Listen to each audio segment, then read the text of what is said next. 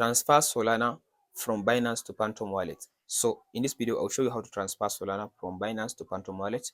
Now open up your Phantom Wallet app, go to receipt section. Now copy the Solana wallet address. Now go back to Binance. After you open Binance like this, go to assets. After you come to asset like this, now go to this withdraw.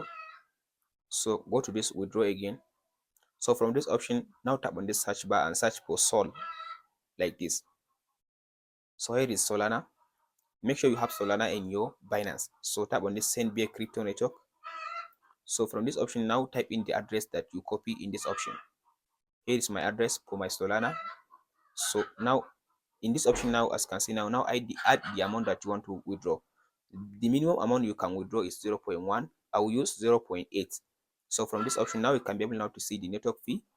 So here is now the network fee. From there, now if we tap on this withdraw button, from there now you transfer Solana from Binance to Phantom Wallet.